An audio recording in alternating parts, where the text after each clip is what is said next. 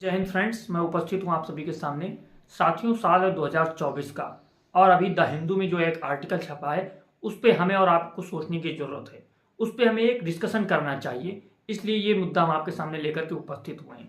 ये आर्टिकल क्या कहता है कि जो 2024 में लोकसभा के चुनाव हुए, इसमें जो मतदान प्रतिशत था वो काफी गिर चुका है।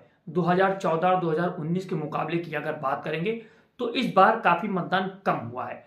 जो प्रतिशत में मतदान कम हुआ है वो तो एक अलग बात हो गई, लेकिन ये देखा गया कि 115 निर्वाचन क्षेत्र ऐसे रहे जहां पर बहुत अधिक मतदान कम हो गया। आखिर ये 115 निर्वाचन क्षेत्र कौन से थे और किस आधार पर वहीं पर ज्यादा प्रभाव देखने को मिला?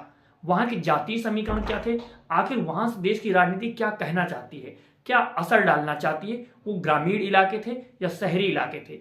इस चीज को हमें सोचना चाहिए और इस पे हमें एक डिस्कशन करना चाहिए, क्योंकि हमारी परीक्षाओं के लिए उपयोगी है।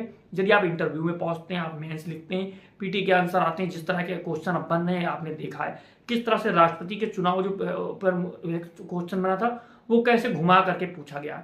तो अब कोई बड़ी बात नहीं किस तरह से क्वेश्चन घुमा करके आ जाए, तो हमें और आपको इस पर अच्छा डिस्कशन करना चाहिए। तो ये जो आर्टिकल है इस पर आज हम डिस्कशन करेंगे। जो तस्वीर आप देख रहे हैं यह किन बातों को इंगित करती है?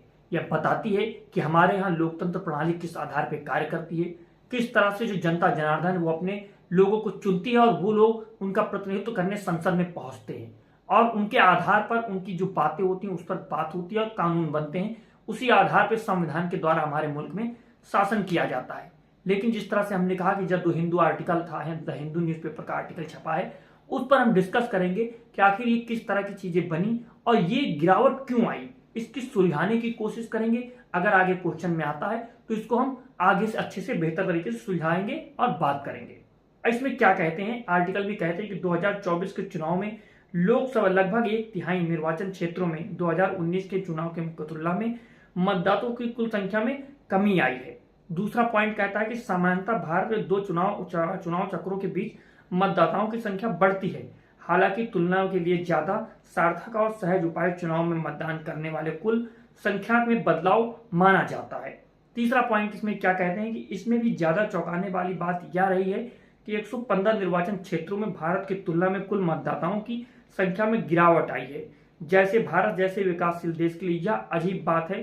2014 की तुलना में 2019 में मात्र 19 निर्वाचन क्षेत्रों में यह गिरावट देखी गई थी। ये अधिकांश गिरावट आई थी केरल, उत्तर प्रदेश, राजस्थान, तमिलनाडु, महाराष्ट्र और मध्य प्रदेश में। ये जो गिरावट हुई थी 2014 से 2019 में वो सिर्फ 19 निर्वाचन क्षेत्रों में हुई थी। लेकिन जो 2024 का चुनाव हुआ इसमें 115 निर्वाचन क्षेत्र ऐसे रहे जहां पर ये भारी गिरावट देखी गई।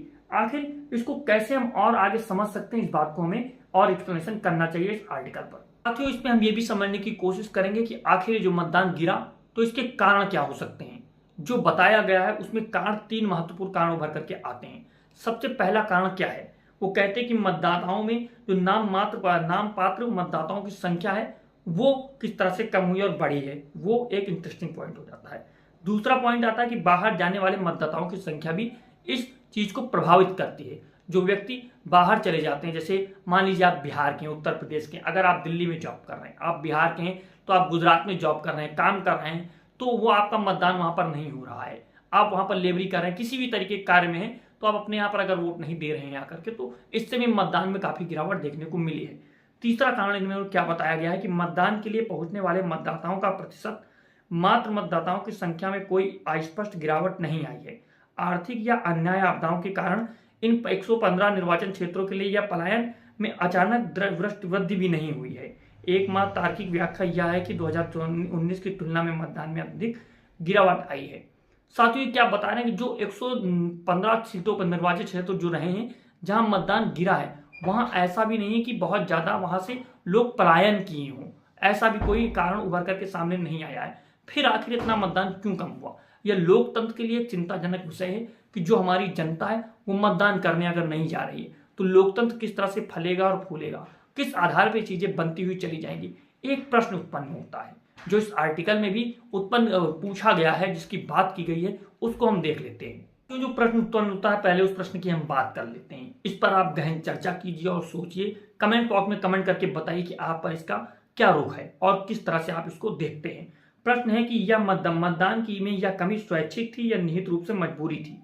ये जो प्रश्न है कि ये मतदान में कमी आई है ये स्वैच्छिक रूप से आई है या फिर कोई मजबूरी थी। यदि स्वैच्छिक है तो कौन सी जनसांख्यिकीय व्याख्या इस अचानक गिरावट को उचित ठहरा सकती है?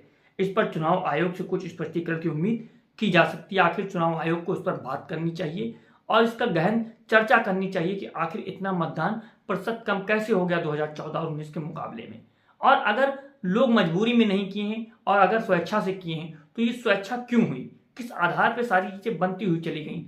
क्या लोकतंत्र में ये उचित हो सकता है कि इतना बड़ा चुनाव होता है जहां पर प्रधानमंत्री का नेतृत्व देखा जाता है, जहां पर पूरी सत्ता चलाई जाती है, जिस आधार पर देश का भविष्य निर्धारित होता है, तो क्या हमारे देश की जनता इससे प्रभावित नहीं होगी, इससे साथ में खड़ी नहीं होगी? यदि साथ में वो खड़ी नहीं होती, उसमें साथ इन्वॉल्व नहीं होती, तो कहां पर सारी चीजें जाकर के रुकेंगी? इस चीज को हमें देखना होगा। और सबसे जरूरी बात इसमें ये होती है कि जो हमारी जनता है, जो हमारा युवा है, वो सबसे ज्यादा है, तो उसको शिक्षित करने की जरूरत है। जीडीपी में जो हमारे यहाँ का बजट होता है सिर्फ 6% शिक्षा के लिए दिया जाता है। हमें और आपको ये चाहिए कि जब हम मतदान करें तो हमको ये बात रखनी चाहिए कि जो बजट होता है उसका कम से कम 10% हिस्सा शिक्षा के लिए आना चाहिए। यह शिक्षा में बजट बढ़ेगा तो जाकर के लोग शिक्षित होंगे। बिना शिक्षा के कुछ नहीं है साथियों। शिक्षा और स्वास्थ्य दोनों चीजें बहुत महत्वपूर्ण है। सरकार को इस पर कदम उठाना चाहिए और बजट में इसका परसेंटेज बढ़ाना चाहिए। आज की वीडियो में इतना ही। आप हमारे करंट कंटेंट की इस प्लेलिस्ट से बने रहें और आप वीडियोस देखते रहें। हम डेली एक करंट कंटेंट का मुद्दा चुनेंगे जो अच्छे न्यूज़पेपरों में आर्टिकल लिख करके आते हैं, उस पर हम डिस्कशन करेंगे। मैं आमिर खान आजाद। जय हिंद, जय भारत।